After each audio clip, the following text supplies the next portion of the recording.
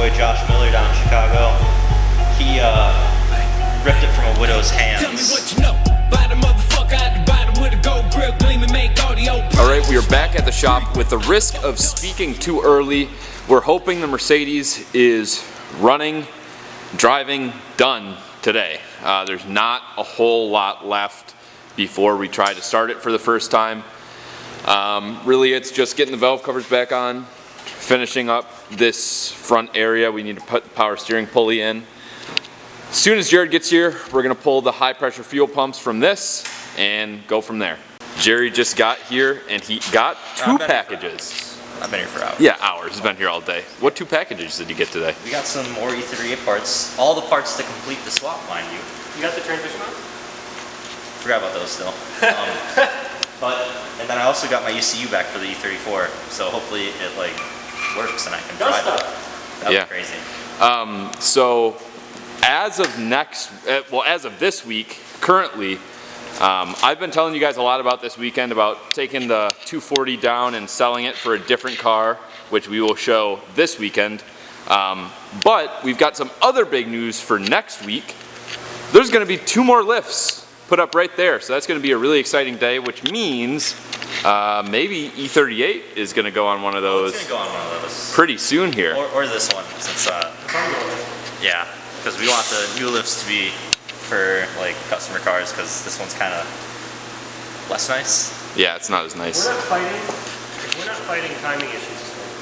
We're driving the Mercedes out. We're there. Yeah. Thank fucking Christ.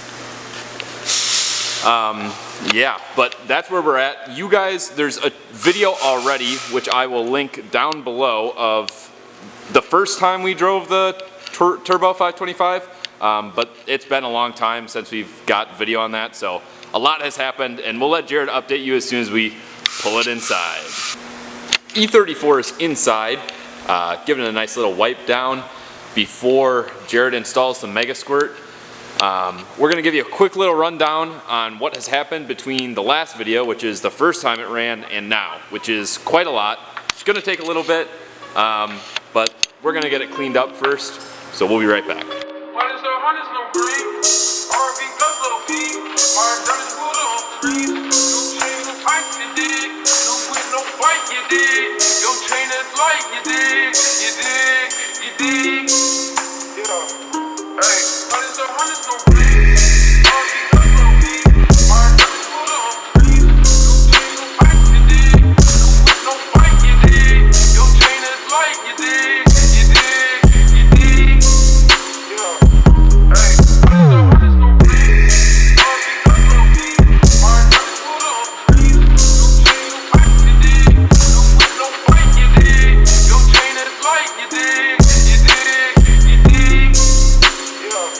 Before we give you the breakdown on this, Jared and I are going to go grab oil for this, as well as doing an oil change on the Turbo E34, so. Yeah, it's been a while. Hot minute. It's had a couple of Coronas in it too, so. Well, there's been some beer dumped in it, and most of the oil is probably 85 at this point, because I just keep filling it up and it keeps leaking out, so it's probably best due time to change that. All right, let's head to O'Reilly's. We'll be right back. No Rotella. Well, the Rotella is gone. It's stuck in LA. Yeah, on the boats. Wait, there's some 1540 right here. Ooh, yeah. O'Reilly brand. That's the same as Rotella. No. Only the best for the Turbo E34. I'm blowing that motor up anyways.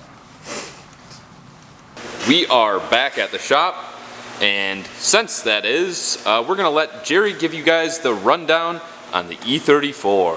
So, 1992 525i, best car ever made, clearly. Picked it up for 1,500 bones from my boy Josh Miller down in Chicago. He ripped it from a widow's hands, and by that I mean paid fair price for it. It was sitting at a mechanic shop for a long time because the clutch was bad, and Josh Miller, you know, just kind of squeezed his way into her DMs, and this was her husband's car, and he sadly perished. So she really didn't want to get rid of it, but Josh convinced her to give it to me. And it is a 5-speed LSD car, so it's a 323 LSD and ZF 5-speed original. Got it, put a clutch in it, drove around for a little while, put BCs on it, redid the suspension, and it was great. And then that gasket blew. So I was like, what better time than now to turbo this car? Because that was my plan from when I got it. And you know, everybody's like, I'm gonna turbo my car over the winter. Yeah, I actually did it. So it's not necessarily the nicest build.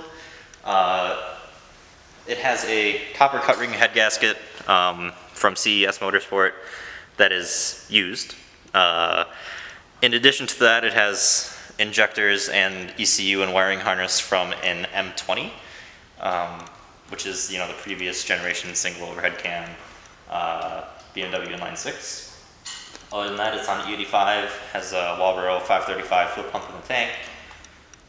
And other than that, GT 3582, if you know what I mean, turbo, an RSI exhaust manifold, and that's pretty much it. 3-inch intercooler. Yeah, pretty simple. And now we're installing today The ECU again. So I originally got the car and it was set up for an M20. So the ignition system on M20s is considerably different because it is it's a distributor system. And the previous owner of this ECU had it on an M20 turbo car and had converted it to a GM 3800, which comes in like Grand Prix and stuff, ignition system, because that's what works good for those cars. And it did not work on my car initially because it was broken. So I kind of fixed it, worked for a little bit, and then it broke again. So I was like, you know what, whatever, I'm making my own ignition system.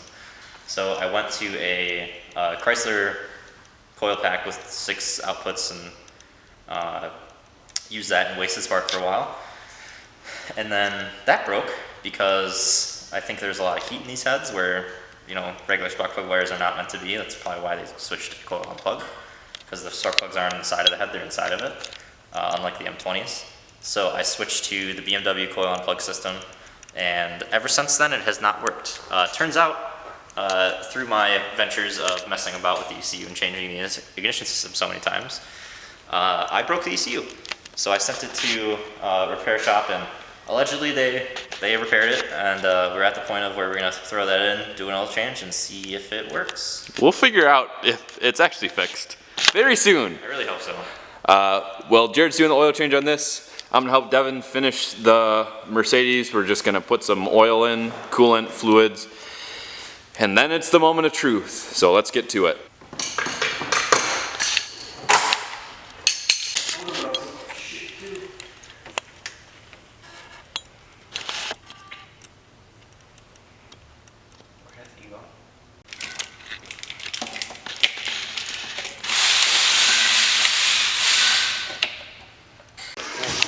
We're back.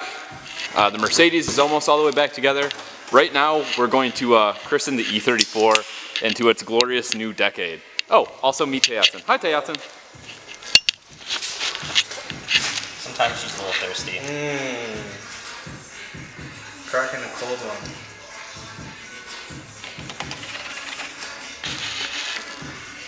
Oh boy. What? No, I'm just saying it's good. Disclaimer, this is my car. Never used anybody else's. Mercedes engine bay is almost very, very close to back together. We just tried to crank over the E34. We're gonna go over that in a minute. We've got to finish up. You guys may remember a couple days ago I said I needed to do brake pads on a Fusion. Well, that's sitting back there. We're gonna do that real quick, and then we'll get back to E34 and Mercedes things. All right. Yeah, like a fake skit we're gonna do for the camera. Yeah, pretend you did some work. We're gonna pretend that we were working really hard. No, so the Ford Fusion is now gone. It is out of our lives. Thank you, Tayatsun. We did the brakes, and that sucked up most of my night. There's the remnants of one of Yeah, here, I'll show you. Remnants of the good break. Yeah, the other one. The other brake decided to turn itself into 2 pieces. It's not because it's a bad brake, it's because Devin has the strength of He-Man. High-tech Bluetooth rotors. Rotors. Little update on the E34. We're nowhere. Nothing. So I had, when I sent out the ECU to get repaired, 2 of the 3 ignition outputs were working. I told him, hey, can you get the 3rd one working? He's like, yeah, I'll take care of you. Now only 1 of them works, so that's interesting. We will Maybe the problem is elsewhere. find out, well, if he did something and broke another one of the ignition outputs, that's even worse. So yeah, I'm gonna message him back and forth a bit and try and pick his brain, because he knows this a lot better than I do, and I, paid him to fix it, so I hope that he's able to help. As far as the Mercedes goes, we think we're in a good spot. We think. I'm prefacing that. It is all back together. It's all back together totally. The battery is completely kaput. Yeah, guess how many volts it has? It's between 1 and 2. Nice. So, sitting on the charger, it'll sit there overnight. We were gonna put the turbo diesel Mercedes on the charger, but this takes precedence before that, so. We're hoping tomorrow. Is it full of fluids already? Yeah. Well, Okay. Except for coolant. we just want to start it before we put coolant in it, just to make sure. Because then we don't have to drain it. Yeah. Okay. Yeah. So as you guys can see, it's looking like an actual engine now. Everything's back together. It's totally assembled. Everything is totally assembled. This is the most this car has been together in over a week. Yes. So it's a very, you guys are probably annoyed by seeing it on camera, and trust me, I'm annoyed with it still being here. We're more annoyed than you are, I can tell you that. Oh yeah. Yeah. So we'll get back to you guys tomorrow with this. Like I said, I thought we were gonna be doing more turbo diesel stuff, and I thought we were gonna be doing more E34 stuff, but unfortunately, the way cars are, you just can't predict this shit. Nothing ever goes to plan. Unless you're doing everything at once, you never know. So that's pretty much the situation. I also said we were gonna do 550i stuff. We're gonna need to wait for high pressure fuel pumps before we do anything with that. Yeah, the only thing we can do is disassemble it. Yeah, That's it. we can take it apart, and that really is gonna save us no time waiting until the pumps get here. So Just leave it. Well, I just want to. I don't mean to bait you guys at the beginning of the videos. Oh, we're gonna get the turbo diesel in and on the lift and figure it out, and we're gonna fix the Mercedes, and the 550 is gonna be gone, and the E34 is gonna do pulls. When we have 3 different lifts, we can, just pretend to work on 3 different things at a time instead of just one. Yeah, so we'll be a lot more efficient. That's what is that? In other news too, my STI's limp mode is broken. What do you mean broken? How do you break limp mode? So it's only supposed to peak boost in limp mode at like 8 PSI. Yeah. And when I pulled last night, leaving here, I went up to like 19. Can you do can you go above 3,500 RPM too? Yeah. So, Oh shit! Itself. The Subaru fixed itself! No, everything in the dash is like Christmas trees. hell yeah. So you've broken limp mode. It literally like force fixed it, like just driving it anyways in limp mode.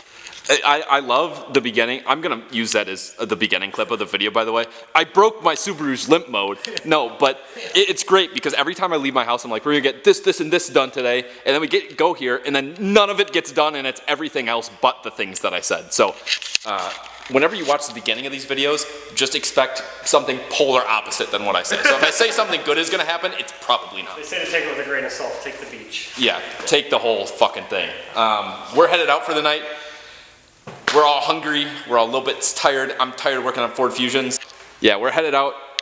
We'll catch you guys on a day that's not today. Okay, bye. Wednesday. Goodbye. Ruby was a motherfucking reject, then I got my wrist and never motherfucking bleach, yeah, still